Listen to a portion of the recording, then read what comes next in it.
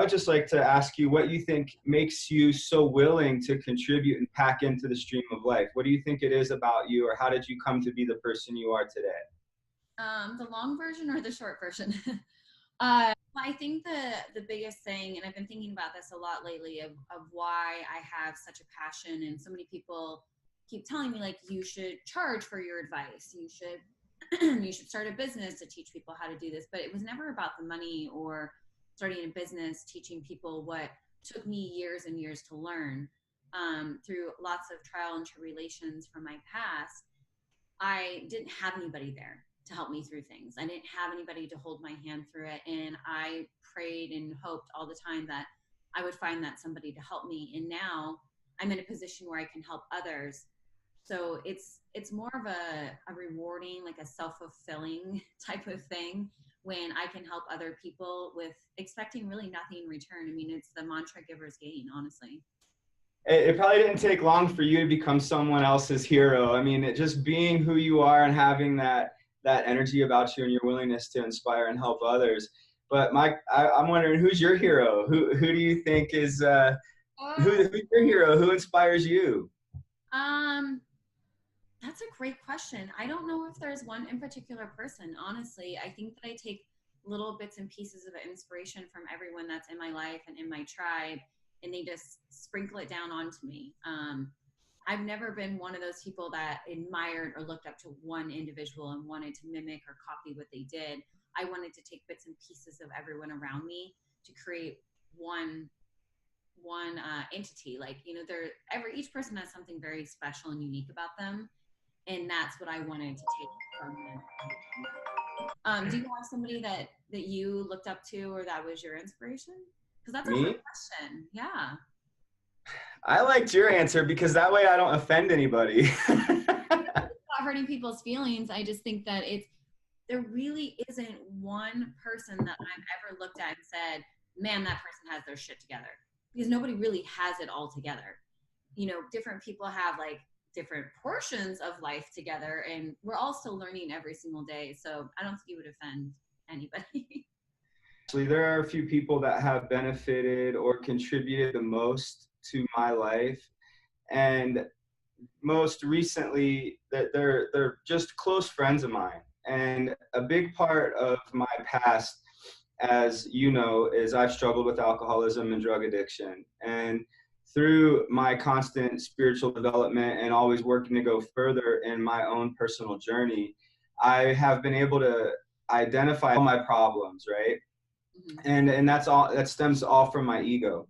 So the people who I look up to the most are people who are just detached from that ego. And the ego is, of course, just the mask that we wear. The ego is just, you know, if I were to ask many people who they are, then they would just basically describe to me their ego, right? And that's just a mask that we wear. And so I look to be more like people that are detached from ego. There are two people that I really like, that I really look up to, that are pretty famous. One is Tony Robbins, right? He's just got this magnanimous personality about him, and I would contend that's because he's detached from ego. He's completely detached from ego, and that's why so many people are attracted to him, right? And so that's why I really look up to Tony Robbins. And of course, Tom Brady is the quarterback for the New England Patriots. I mean, how amazing is that guy? Shit, by the way, last night I had anxiety. Like, my palms were sweating. I'm sitting on the edge of the couch, like, so much. I didn't realize how much anxiety I could get from one football game. They were prepared. These are prepared people. These are professionals. And that's why I look up to Tom Brady. So, I mean, if I had to pick two people, those are the two that I would pick. So, okay, then I would pick, two people that I love, I watch them frequently on YouTube, I've read their books, is Gabby Bernstein and Rachel Hollis.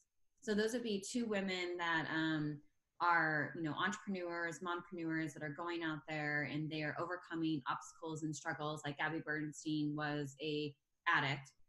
She's been sober, I think, like 14 years now, and travels around and teaches people about finding their inner spirit and detoxing themselves. And she's absolutely amazing. So if you take it to that level, then yeah, I do have a few people that I admire and follow and watch.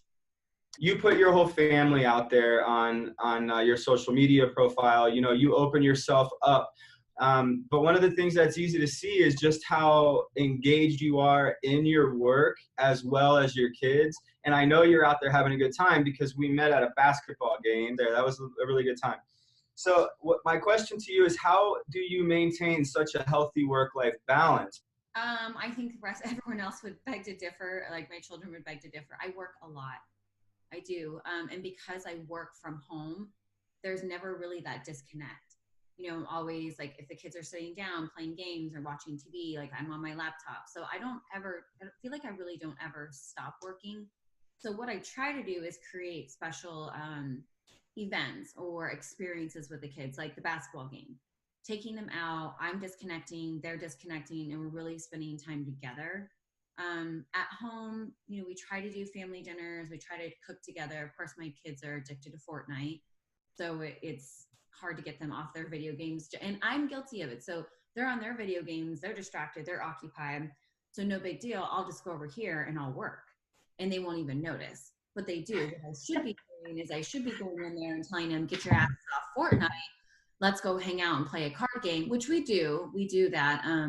For instance, like we'll put out a puzzle on our breakfast nook table, and then we'll sit down and do a puzzle, and the kids will do it, and we'll do it together, and then they'll go play their games, and then they'll come back. So trying to find different things to keep them engaged, which is really, really hard since I am up against Fortnite. You know, bringing them to different work events with me so they understand what I'm doing and showing them the value of what I'm doing. Like, hey, I'm working hard, so I can take you to a basketball game. They can see that hard work actually pays off. So it's, what is it? Work hard, play hard type of mentality. So you basically just kind of pull them together. In what ways do you see your kids emulating some of your hard work, your work ethic? My son Ryder, he's 12, and he has determined that he doesn't want to go to college because he wants to be an entrepreneur. He wants to start his own businesses. He wants the ability to work from home. So they see what I'm doing and how hard I'm working and what it takes to actually run a business from home. So, you know, I know we've all faced adversity in our lives. I mean, everybody has. And you seem to have just really thrived and pushed through your life to get to where you are today. And you seem to be doing really well.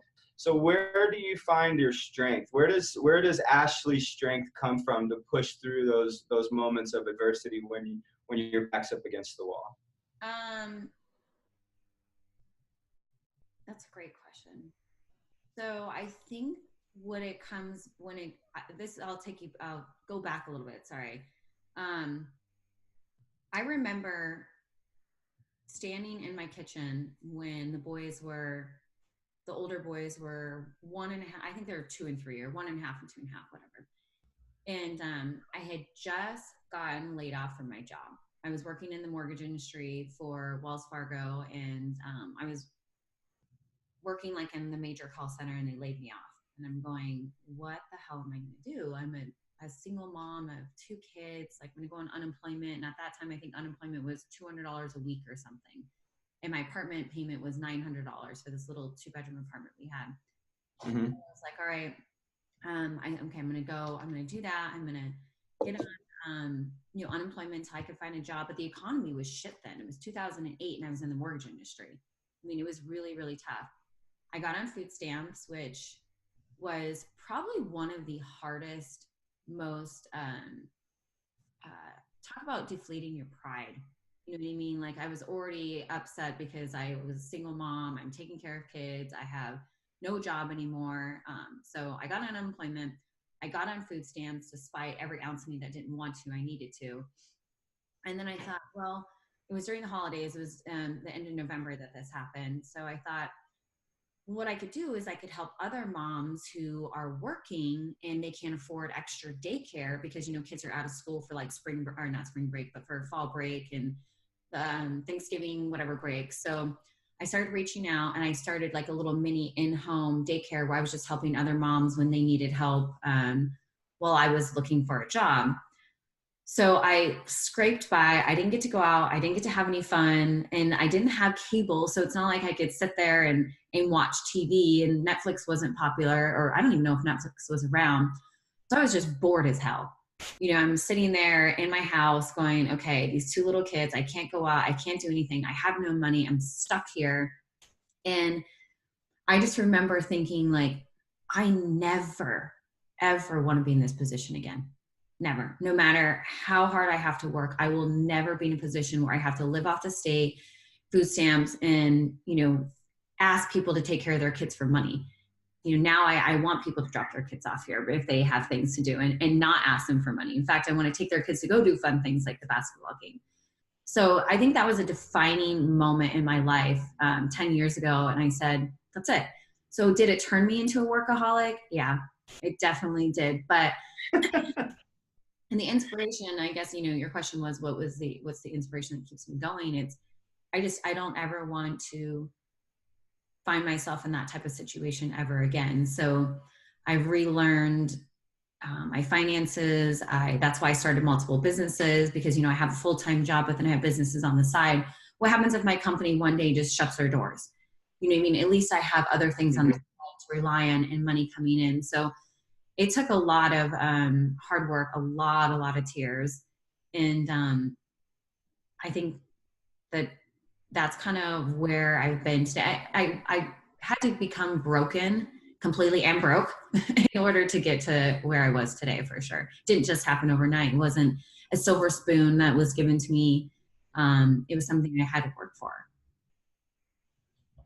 That's amazingly powerful, Ashley. It truly is. And I can relate in so many ways.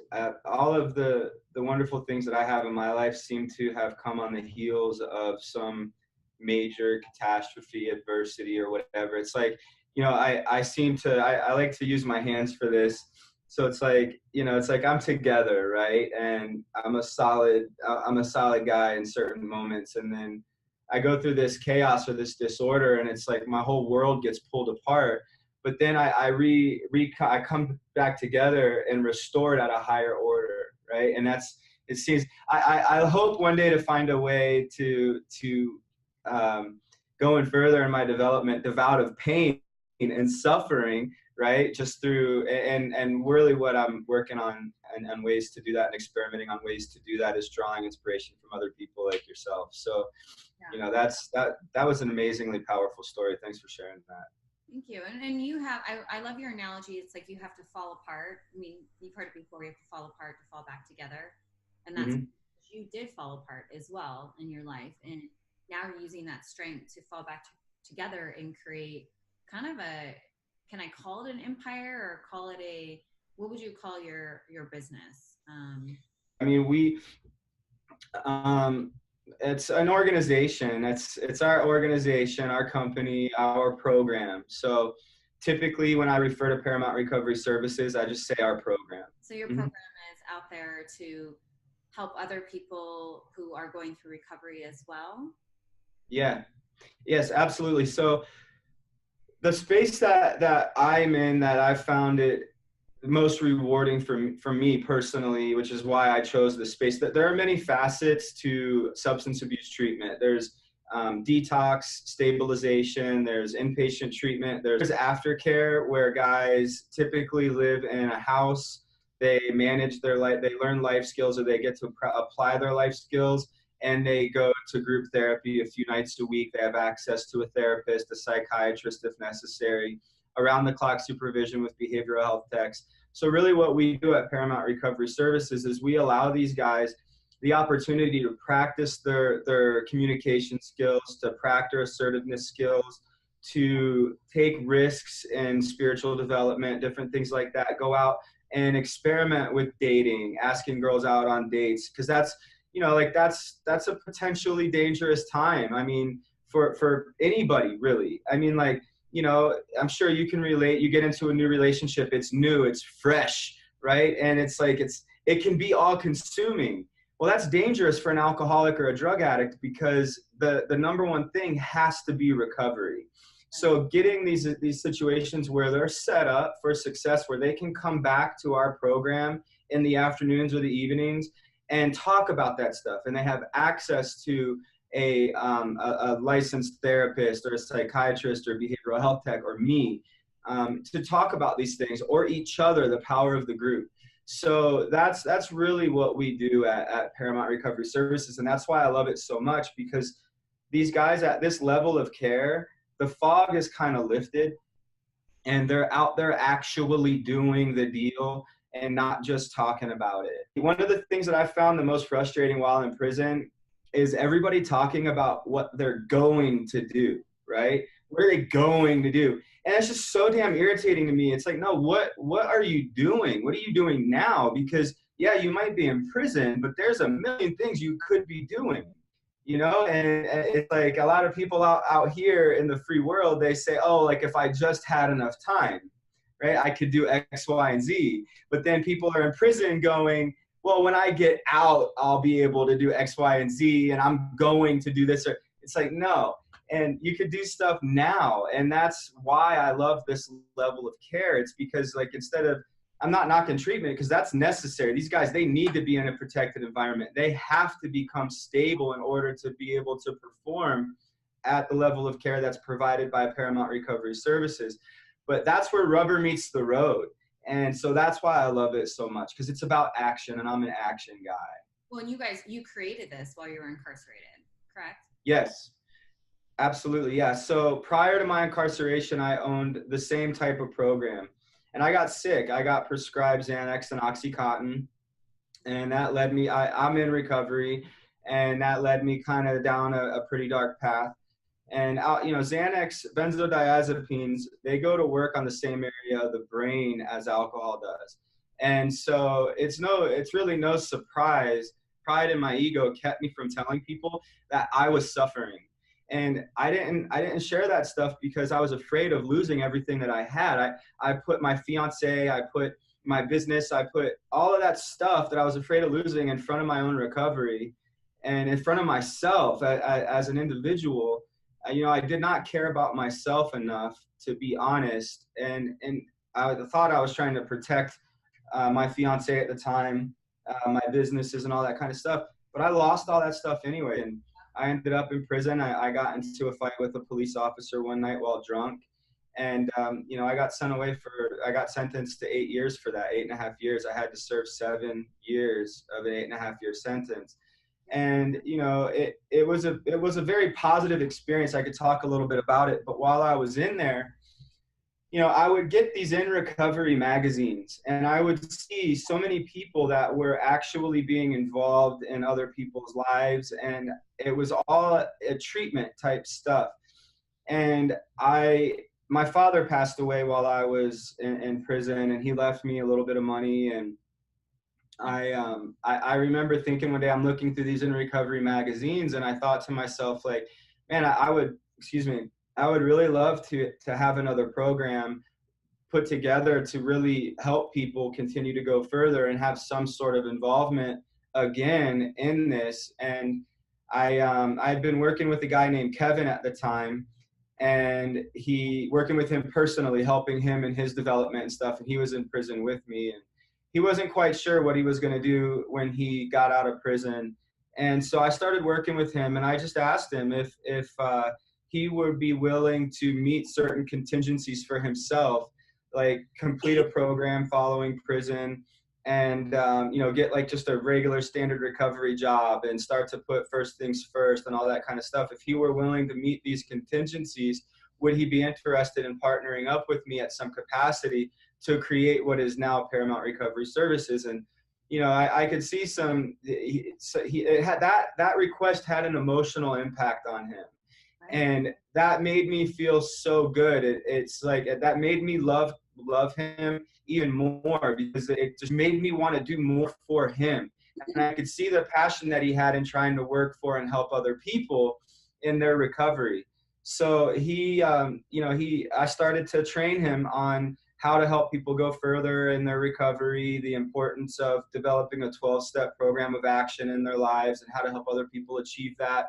Talked to him a little bit about the business side of things of Paramount Recovery Services.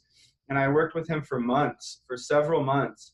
and we laid everything out. He got out, he met all the contingencies, which allowed me to, in good conscience, send the money to fund this business. It wasn't long after that that my sister, who has a background in finance as well as working in the field of substance abuse treatment, partnered up with us to really help take Paramount Recovery Services to the next level. And we've since brought on another partner. His name's Kagan, and he's been a godsend, who I'd like very much for you to meet one day. He's a great guy. He's very young, 25 years old, but he is just an amazing guy. I mean, he has just such a good impact on me. I'm 40, and I learn stuff from this kid on a daily basis. And so, like, we just have such a really good team here, and that's how this whole thing came to be, and that's what we have today. How many people do you guys service, do you think, per month or per year? Do you have an idea? Yeah, we treat, well, from the start of the company till today, how many have we treated, or how many do we treat at any given time? At any given time. We have 22 spots available, and we will be going up to 30. We try to keep the number of connections that could be made in each group setting that we have to no more than 12. So the state law allows for 15, but we try to not have more than 12. Yeah. How do you guys help the families?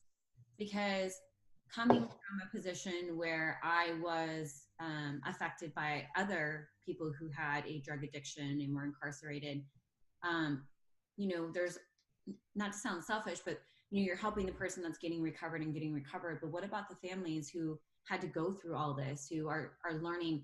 Not only are they learning how to cope with it and deal with it, but to trust that person again, let them back in their lives, and be supportive, understanding how to be supportive of them as they're going through their recovery, because that's a really challenging position to be in, because you don't want to be too empathetic. You don't want to be an enabler, but you don't want to be,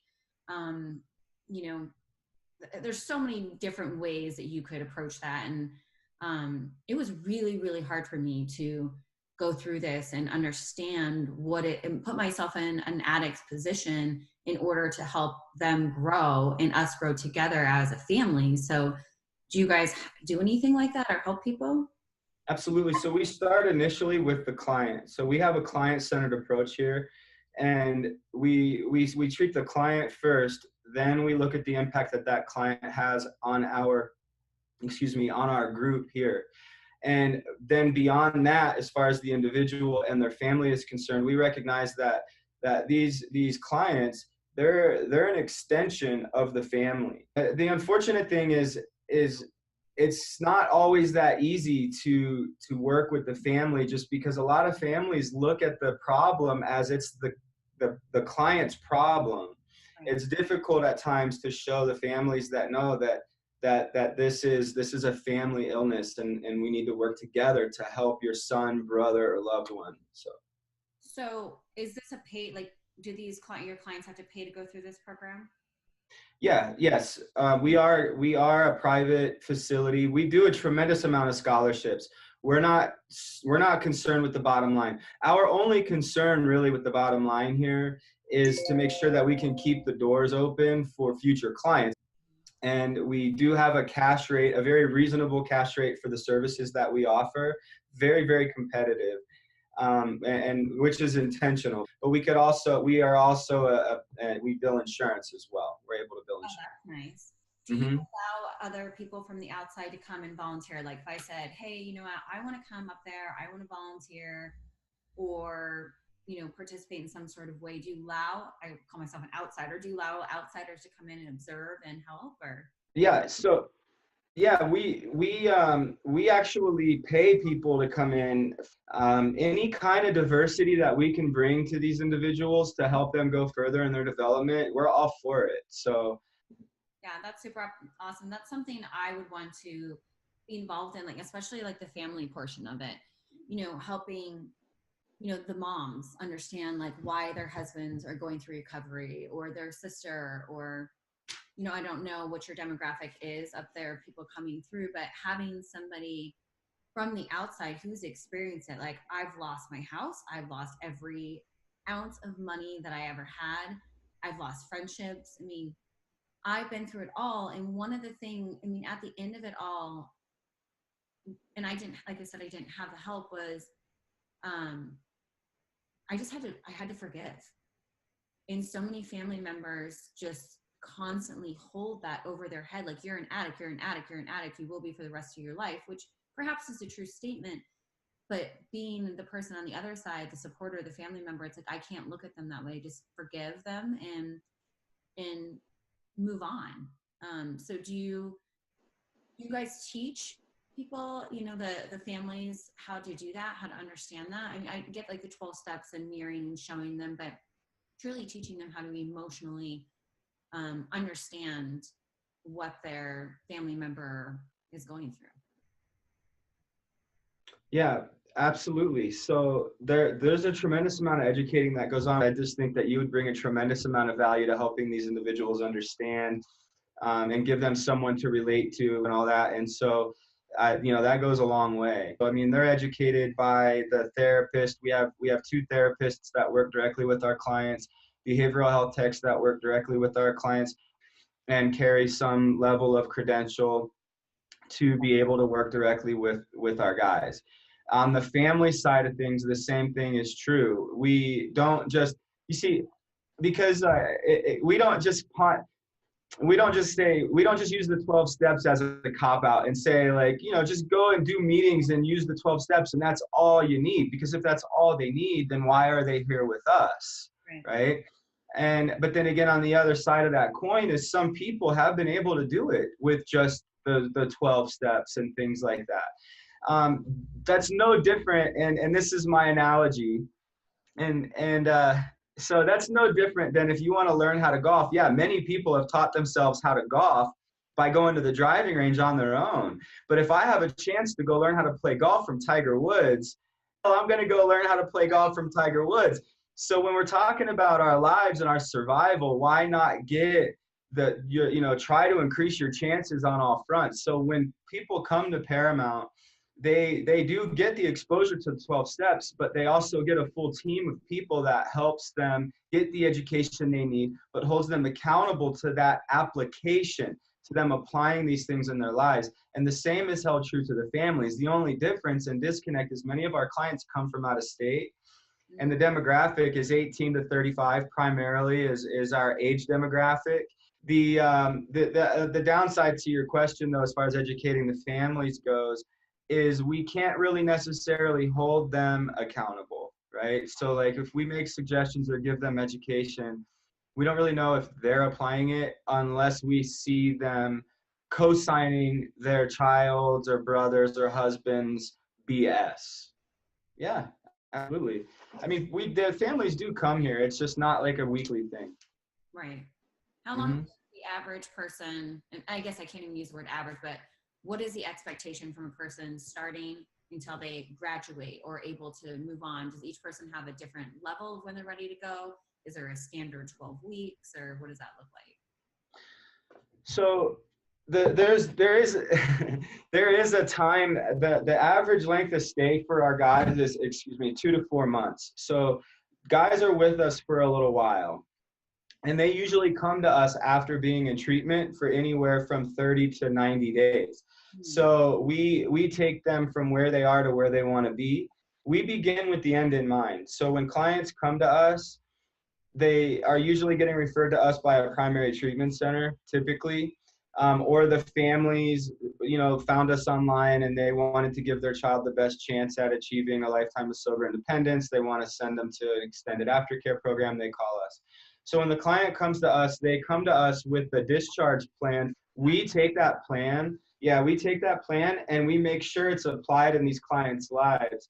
But we also sit down with the client. I usually ask them what they hope to accomplish. Like, what are some things that they want to accomplish, or where do they want to end up?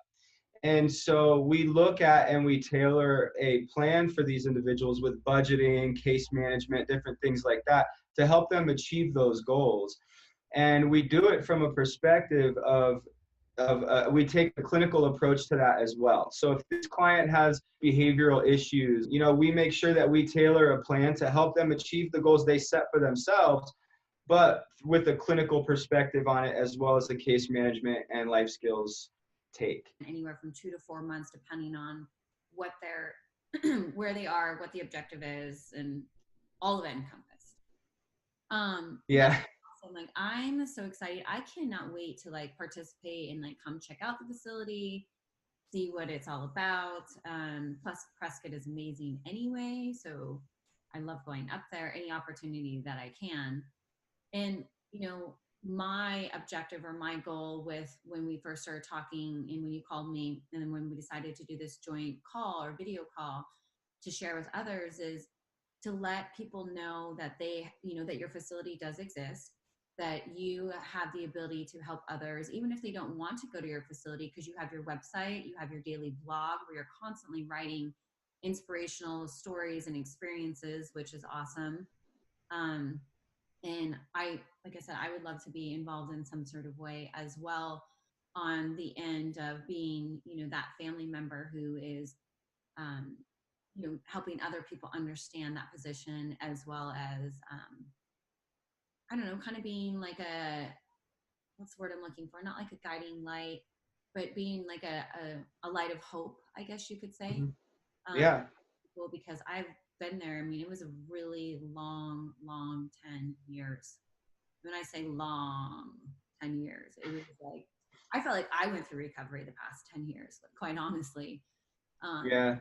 But so I think that what you're doing is amazing. I can't wait to share this call with everyone on YouTube and share it as in many places that we can, and continue doing what you're doing, because I think it's really awesome, and all your videos and your blogging. And if people want to find you, do you want to tell them where to go? I mean, obviously if they found this video, they probably know where to find you, but your last name is a little bit funky. So Hullihen is a little bit more tricky, but yeah. So the best place to find me right now is probably on my Facebook page, and then you can link to all of my other social media platforms from there. All my blogs are on my homepage. So, well, yeah. So my Facebook is bhullihen at facebook.com. So. Awesome. Well, thank you. I appreciate this, and for all the great questions. You had me thinking for a moment. Usually I know, but yeah, you definitely had me thinking. So that was awesome. Well, I try to focus on being of loving service. And that's what I would just like to encourage people to think about is ask yourself, what are you packing into the stream of life today? And are you looking more to get or to give? And that's pretty much it. I love it. Well, thank you. I appreciate you.